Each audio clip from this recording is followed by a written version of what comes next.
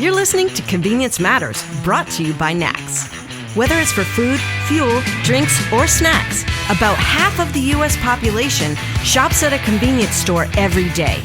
We'll talk about what we see at stores and what the future may hold for our industry. How important are the things that are unseen? As retailers, when your customers come to your store, they see things like your food and beverage offer.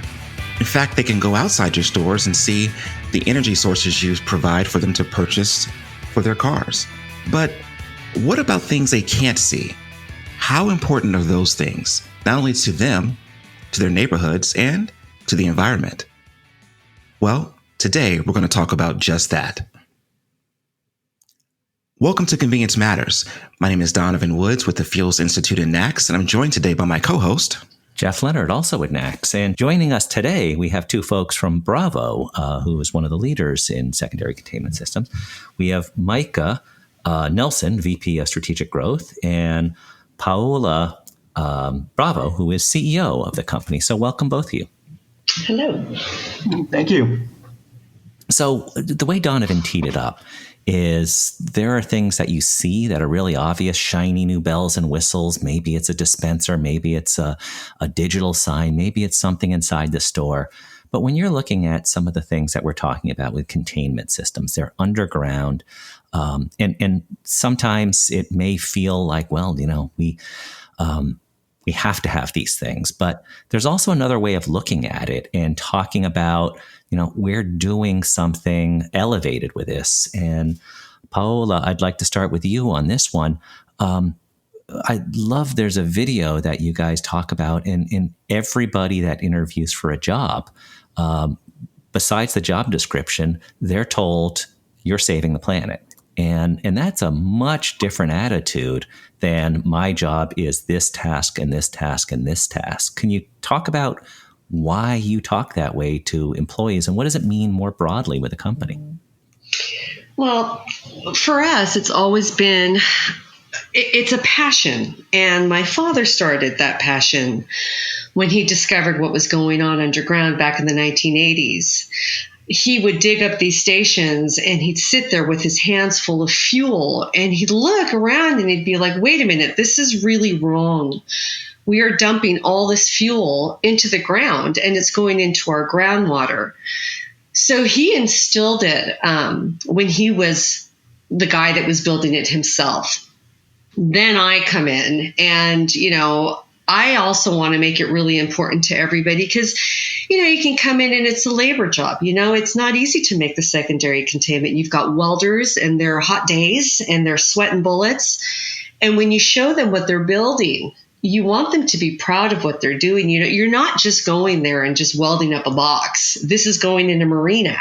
And in that marina, this is where the gas. So when you start to educate your people of what they're making, it brings a bigger importance of what they're doing. So when they go to gas stations, they're pretty happy looking at, the vent risers like, hey, I made that part over there. So if you make them love a little bit more of what they're doing, I think it makes a big difference for them to go. My whole life, every time I go to a gas station, I'm scouring it, looking at parts, and my kids have always said, oh my God, there goes mom again. But I'm showing them things. And I think when you know that there's a bigger purpose than just going to work and clocking in and clocking out, I think that changes the tone of where you're at and makes people appreciate and love what they do a little bit more.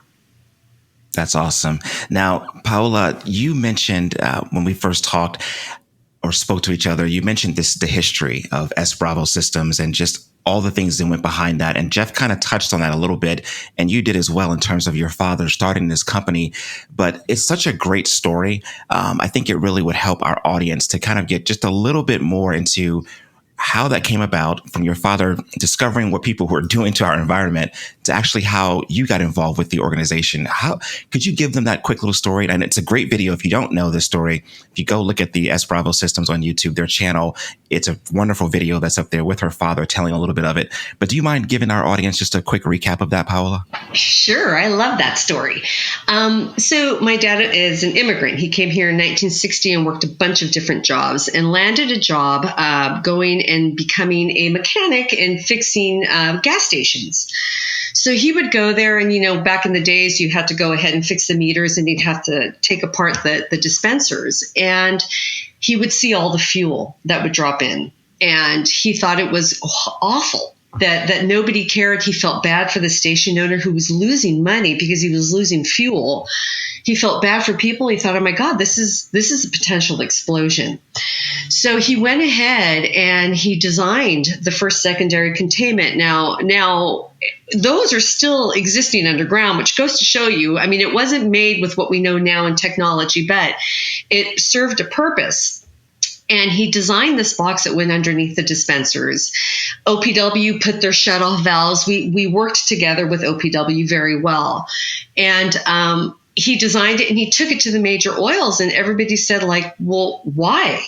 Why do I want to buy that? If they're not making me buy it, I'm not going to spend extra money.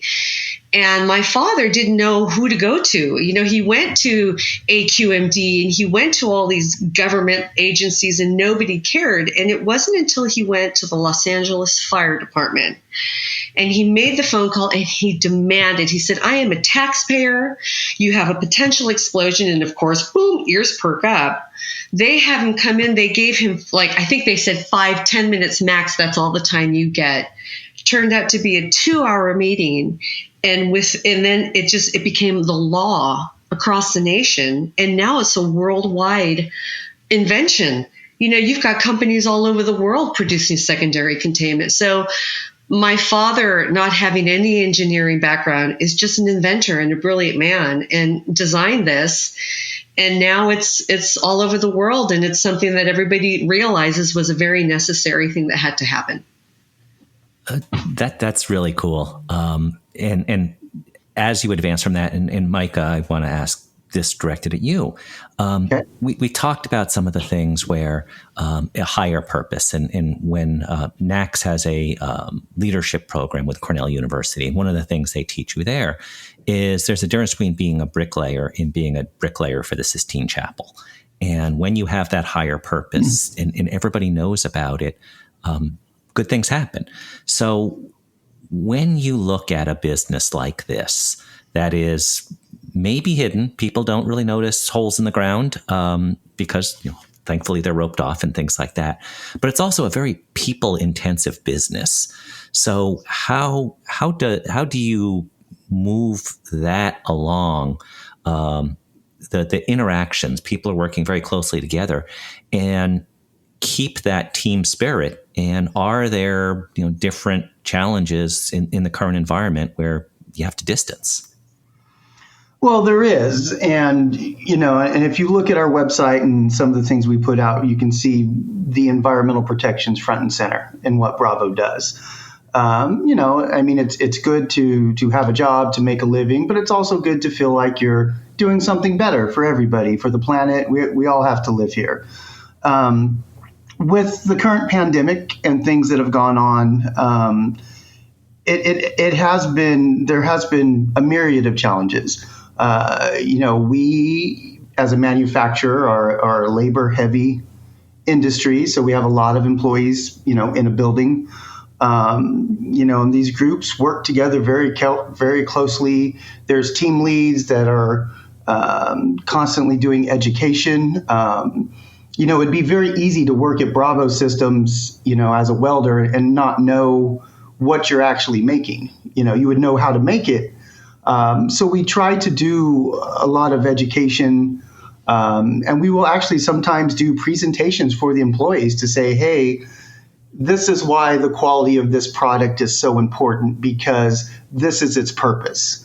This is why it's so important that it's liquid tight, because if it's not, then you could, release fuel to the groundwater, which of course is environmentally damaging, as well as, gives liability to customers and a myriad of problems. So we try to keep all the different departments engaged in not just how to make a product, but what the product does and how you do it. And these groups work together very, very closely.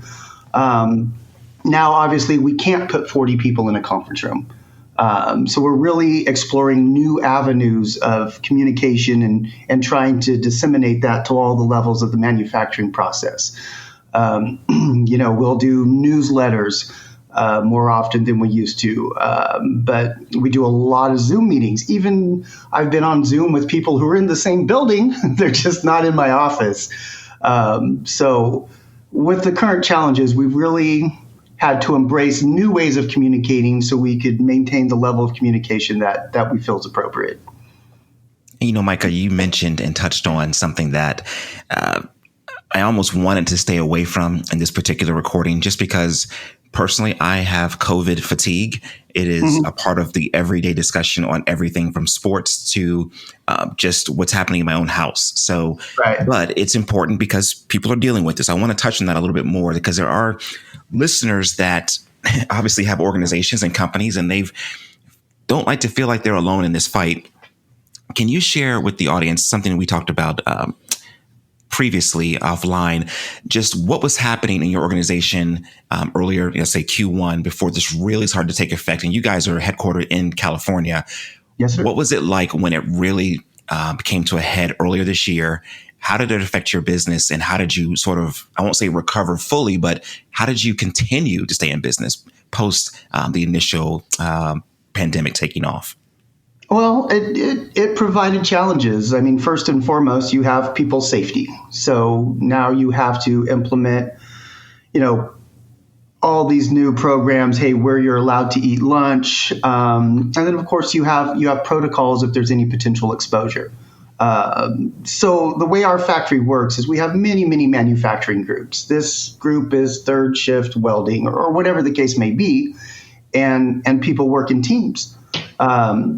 So the biggest challenge is if there was a potential exposure, one person had a family member they lived with.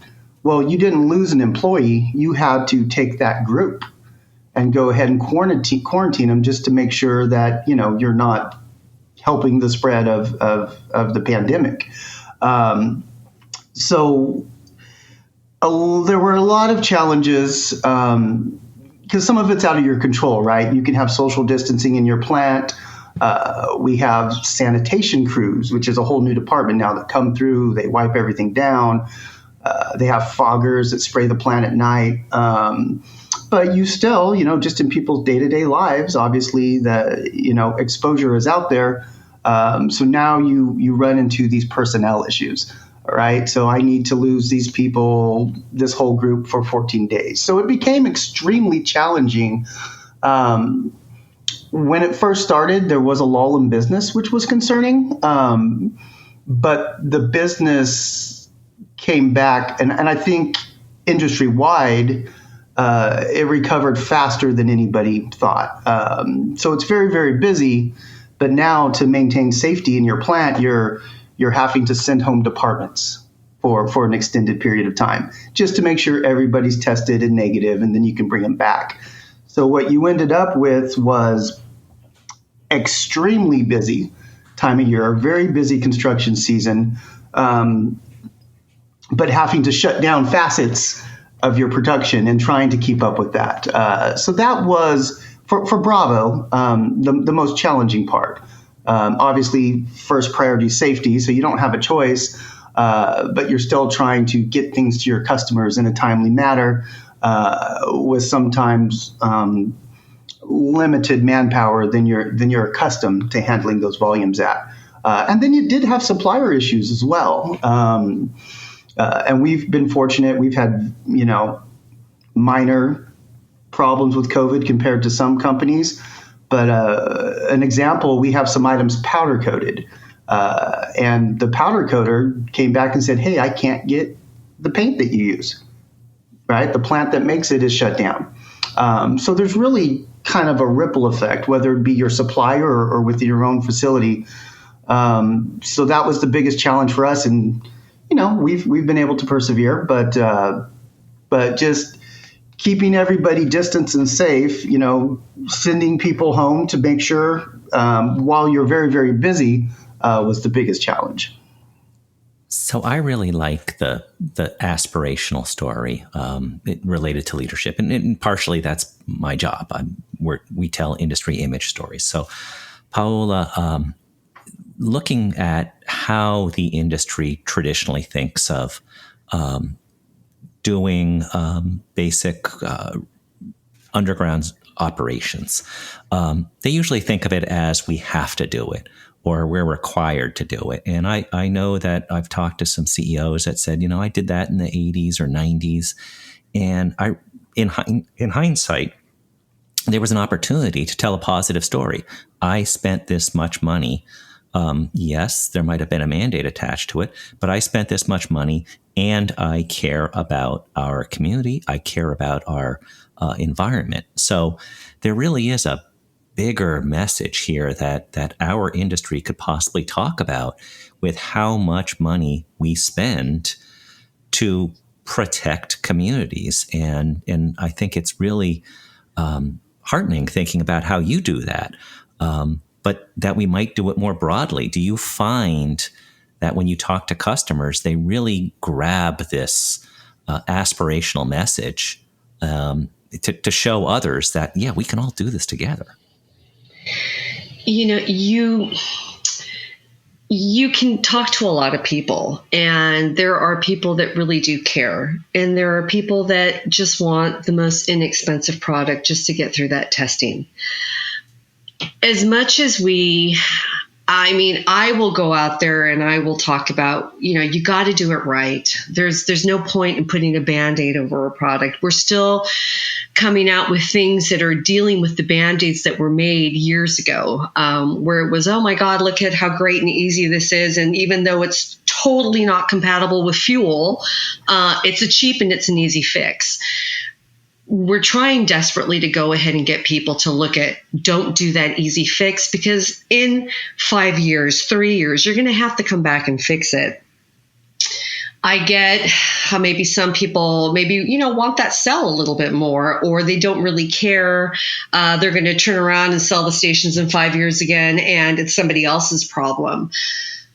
It's been a difficult journey to go ahead and get people to really focus on that. Like I said, you have a ton of people that do, but you also have a handful of people that don't.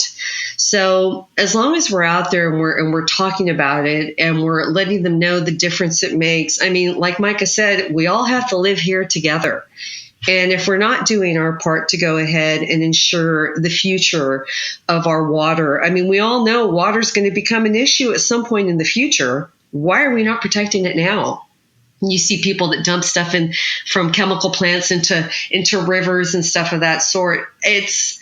How do we make people care? And I think it's something that it takes a village to go ahead and change people's mindsets of, the person that you see driving on the freeway that opens up their window and throws their trash out. You have to little by little. And if we just start in our own households and with the people that we work, and we just kind of, hopefully it starts to spread. That's hopefully something that we can go ahead and do. It's not just, here's something else I need to spend money on. There's a reason that this is happening. And if we all do our part, we can have this place continue to look beautiful and breathe and be happy. And in all glass forecourts are impractical, just like those bridges that you stand on and it's all glass. Mm-hmm. And you can see 100 floors below. We can't do that. It'd be a little expensive. So it is related to telling the story. Yes, it is very much so. But I would love to go ahead and have that, where people have no idea when they go pump fuel. They just magically put their credit card in and pick up a hose and voila, gasoline just magically goes into your car. But it would be great if there was a station out there that would really show how it really works, because people have no idea.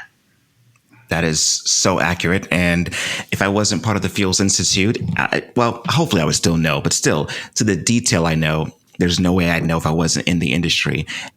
My question, Paola, you mentioned, and Jeff, you kind of touched on it a little bit as well, but we talked about leadership and how important leadership is. And I think S Bravo Systems is a leader in the industry, not only because of what you do and the origin of, the product you sell and service, but more so because of the social aspect. I found you, Paola, because you had downloaded some of our materials from the Fuels Institute, and then you liked a couple of our LinkedIn posts. And of course, I'm always watching that. So I'm like, okay, let's find out who this company is. And then I do a little research and realize we have a lot more in common. You actually are, members of, and you've been to the NACS show several years. You've also a part of PEI. So why is leadership so important to you as it relates to presenting a different side of the industry? Meaning when people, again, going back to the theme of our whole episode, when people think about underground storage tanks, containment systems, secondary containment, it's not as exciting as, let's say, a new electric vehicle.